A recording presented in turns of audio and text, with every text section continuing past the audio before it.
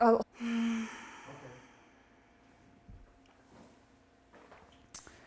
All right, so this is part 2 because our streaming software just shut down. So hopefully if you were following along, we're gonna meet in downward facing dog. Hold on. This is not.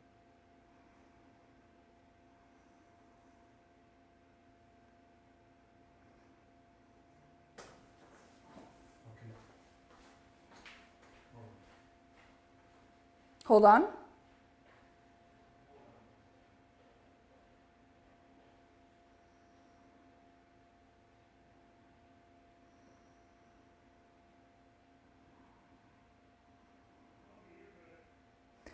Alrighty, well, welcome to part 2 of the class, What Drives Me.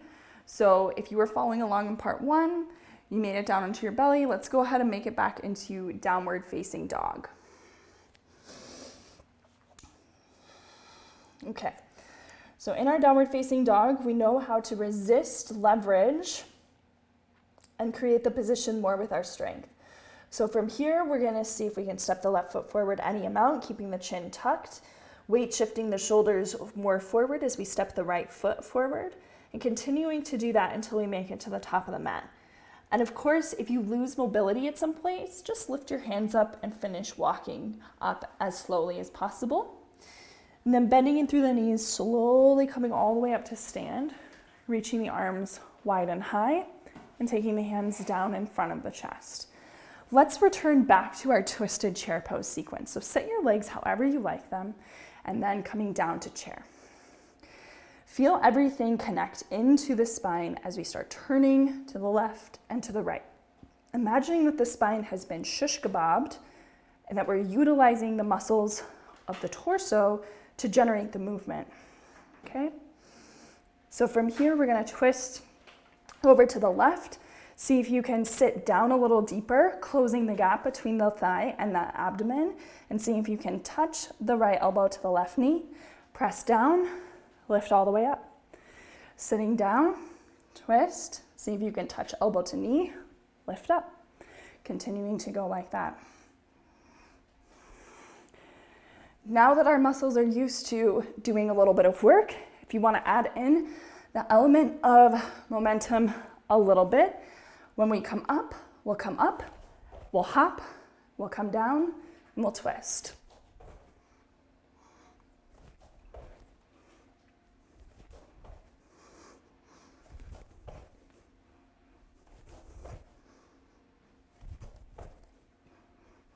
One more on each side, keep breathing through the nose. And then coming all the way up to stand here, keep breathing, reach the arms, taking the hands down in front of the chest. And then from here, we'll step the right foot back, high lunge on the left. Short enough distance that you can get on the toe mound of the back foot, getting the glute on, pelvis upright, legs zipping up into the pelvis, so you're resisting gravity. It's not the deepest lunge. It's not the most photographable lunge, but guess what? It's very sustainable over time, and you generate a lot of strength and stability for the hips. So take the arms in a variation that works for you, ungluing them from the ribs and the spine as you move the arms, tracking them back and forth. So try to resist gravity as much as possible here. I'm also trying to resist any shoulder rotation. So as my hands come down, my thumbs are tracking forward. Okay. Taking the arms in front. I'm gonna map pelvis and ribs as I turn open to horse. When we go into horse, heels in, toes out. A little pulsing action might do the body some good. And again, we're not going down with gravity like, just not the most sustainable position to be in, okay? So we wanna keep the legs drawing up into the pelvis as we pivot on the feet and turn back to our lunge. And then again, back open into horse. So the whole time, feeling like the legs are drawing up rather than like they're blowing out and down. And if I'm using the mapping on my torso, that can also help. Just make sure that the torso feels really organized and strong. So come into horse. Turn into warrior 2 to the left. Right toes to the long edge, left toes to the front. You can make sure that the lower leg bone joints feel pretty good there. Zipping up into the pelvis, arms wide. And now the side waist resist gravity as we stretch up with the left arm, feeling the whole right side waist draw into the spine to help create this nice arc. Coming up and over, same principle. Back and forth a few times.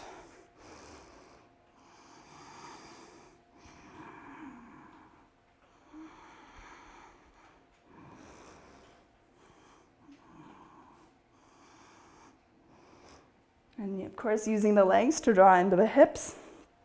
Here we go. Turn it forward. We're gonna unweight the back leg, stand on the front leg, resist leverage, so resist the lean back here as we take the front leg into flexion.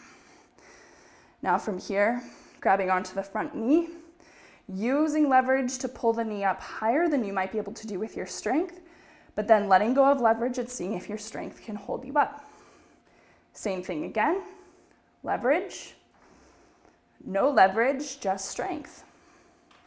One more time, leverage, let it go, use your strength. Straighten out through the leg, take the leg down to the floor, take a little bit of a break.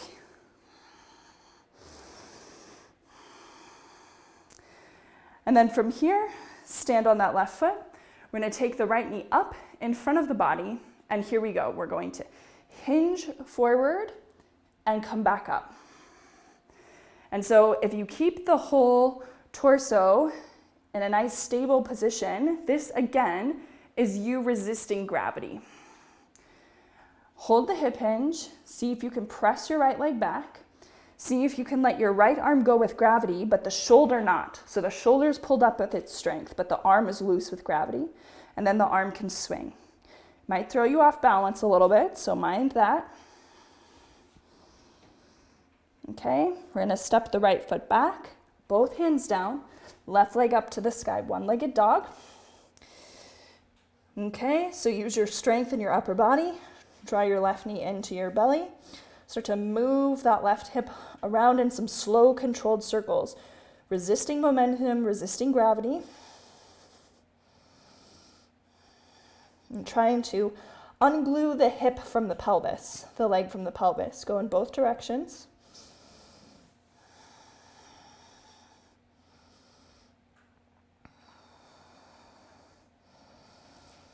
And then we're gonna bring the knee into the chest, shift to the shoulders forward over the wrists, and we're gonna, without using too much momentum, take the left foot down wherever it can go, unweight the hands, step on the left foot, bring the right knee in front. So here we go, we've already done the leverage with the right knee, interlocking now the hands underneath the thigh to help it resist gravity. Flex the foot, push it forward. Keep your joints in a soft position. So holding onto the leg is also another form of leverage because you're helping the leg be in a position it wouldn't otherwise maybe get to be in just using your strength. So that means really respecting those joint boundaries when you press out through that leg. Taking the leg all the way out and down there. Stepping up to the top of the mat. Here we go, reaching all the way out and up to the sky. Hinging at the hips, folding forward. Shoulders stay over the wrists as we step the feet back one at a time to plank. You decide if knees are lifted or lowered as we slowly lower all the way down. Tenting the fingers wherever you like, gripping the floor, pushing and rolling off the ground, any amount. Choose a range of motion that works for you and for your low back. And watch the tendency to fall down with gravity or to use speed to initiate the movement up. When you come up into these back bends, integrate the front of your body into the back of the body so no piece of the front of the body is sort of blowing out of the position. Taking the hands underneath the armpits, roll the shoulders up, push up to the knees, tuck the toes, shift up and back, down dog. Keep the chest as if it's lifting up towards plank, but bend the elbows into your turbo dog. Chin tucked. Push off the hands one at a time, walking all the way back to the feet there. Root the feet, slowly roll yourself all the way up. Reach up to the sky. Hands down. So we've been talking a lot about gravity as if it's like the bad guy. Sometimes gravity can be a really useful tool. So let's experience that. Interlock the hands behind the head. Lift up against gravity so you get really long in your spine. And then we'll start our cinnamon roll. So we'll take the chin into the throat and start moving vertebra by vertebra, keeping all of the lower vertebra locked until the vertebra above them unlocks them. We're rolling into a cinnamon roll. We don't want to do too much with any one vertebra. So the vertebrae that are really used to moving, we may want to move them less. Vertebrae that are not used to moving, we may want to move them more. We just let gravity help us find the space along the entire backside of the body. Breathing nice and steady and deep. Rooting down, slowly rolling up. So resist momentum to come up.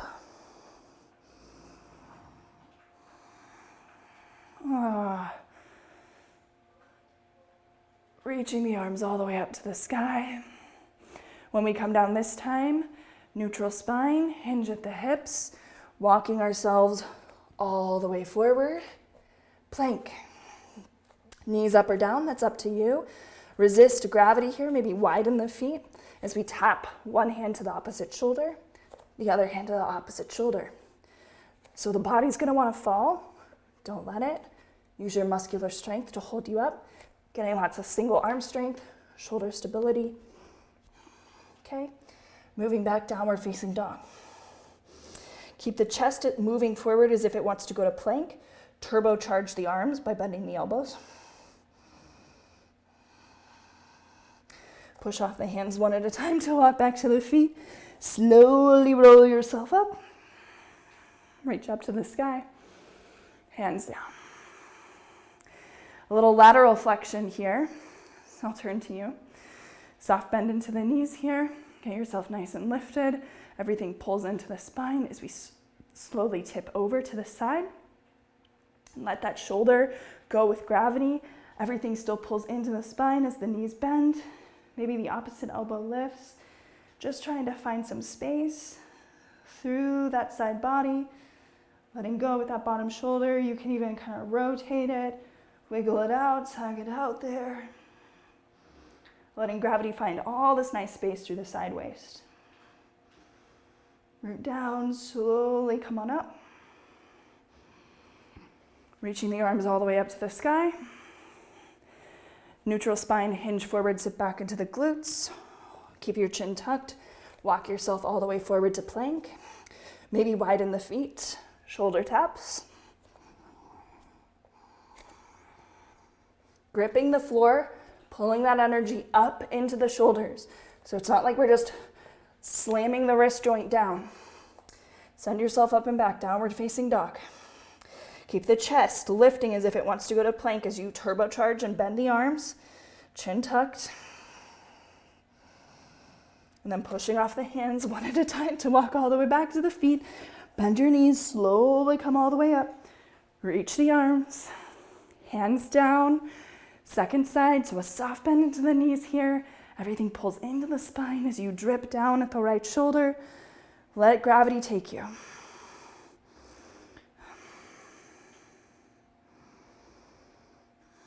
Even let that ear go. And again, if you feel like too much is happening in one spot, maybe back out, redistribute how gravity is helping you. So you always have the choice of how gravity helps you.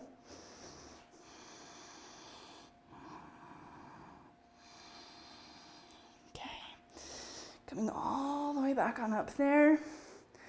Reaching the arms all the way up to the sky. Here we go, neutral spine, hinge, sitting back into the glutes. Walking ourselves forward. One more time to plank. You know your knees can be down, your feet can be wide. Last time, your plank taps.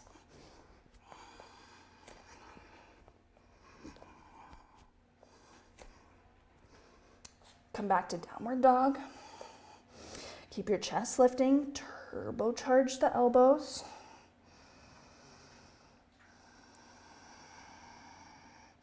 Turbocharge them, maybe even set them down for dolphin, but keep the chest moving into the armpits.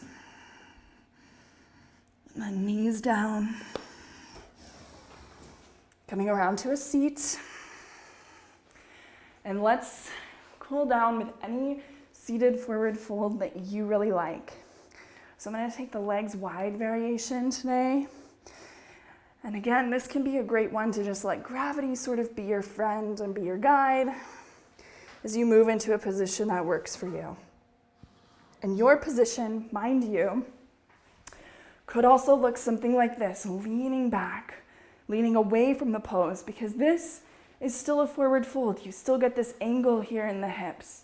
So just find a position, even if you bend your knees, it could be something more like this where you're just kind of seated upright, finding something that works for you.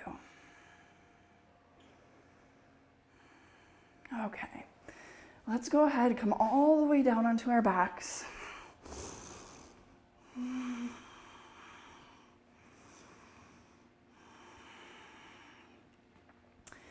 And let's find a position to lay out in. So whatever you like to do, even if you have an ottoman, my favorite thing is to put my knees up on the ottoman. That feels really nice. You might even get up and go over to a couch, or if you're practicing in your room, I know you're probably dirty, but you could lay out a towel and hop into bed just for 5 minutes. Just giving your nervous system time to process everything that we did today. So let all of your contractile force go in your muscles. Let gravity take you down into the floor.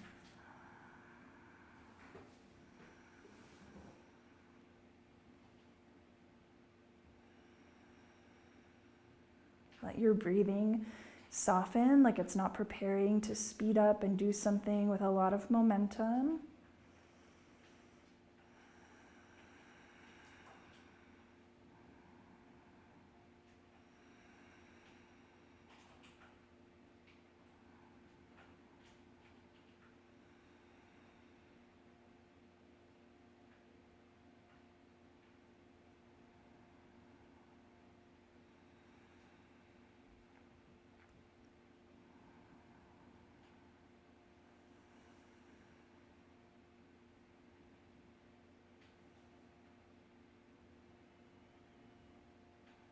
You can end your practice here. We can slowly start moving and coming to a seated position, which is always like to spend a few minutes sitting silently to wrap everything up. So as you start moving nice and gently, this is a good time to remind you to subscribe to our YouTube channel if you haven't already. One of our big goals is to get to 1,000 subscribers, because then we can live stream from our phones and we can add donation features. There's like a lot of stuff that YouTube won't let you do unless you have 1,000 subscribers. So if you can do that and like send our channel to anyone who might need some really nutritious movement in their lives, that would be fantastic. And I also want to encourage you to sign up for our newsletter, which gets sent out every Sunday night with our links to our new practices. Gives you a little bit of context for it, what we're aiming to learn. Sometimes it's stories about things that I've been through personally. Sometimes it's just aha moments that have arisen from all these years of practice. And then, of course, if you feel moved to donate to us, I have a link to our Patreon in the description below, so you can join us there. You can also make a one-time contribution on our website. So that is our little announcement spiel. Let's go ahead and sit here for a few moments quietly together. Just a nice way to end our practice, slow down the momentum of our thinking, automatically turning into behavior, so that our behavior is even trimmed up a little bit, the same way that our muscles get all the benefits from this practice. We want our mind and our brain to get those same benefits as well. And that is what this silent sitting helps us do.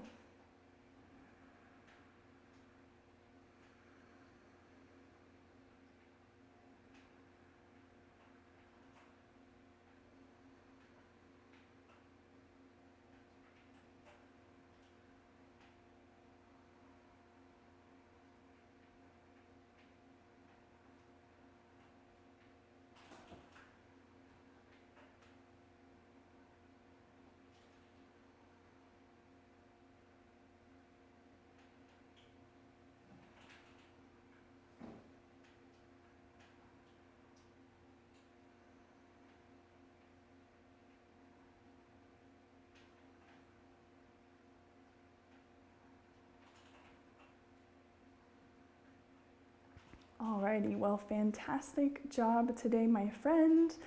I will see you back here next week. All February, we're learning key movement skills. So today was what drives me, looking at the initiating factors of our movement. Hopefully you have a little bit more clarity about those different forces, when it might be more beneficial to use one over the other, how to tell the difference. Am I using my strength? Am I using leverage? Am I using gravity? And then if I find that out, I have more choices to do something else, which can be very beneficial. So that's what today's practice was all about. Next week, we're going to look at what stops me in a given movement. So also a very important thing for us to know, because when we understand what stops me in a movement, we can also make better movement choices where we're not likely to push too far into something that we maybe shouldn't, because we know how to read our body signs when it's telling us, stop here. So just making you smarter. The smarter you are with your movement choices, the better you're gonna feel physically and also psychologically, because you're gonna feel confident that you know and that you can guide yourself into really good feeling, sustainable movement. So have a wonderful day and night, and I will see you here soon. Bye.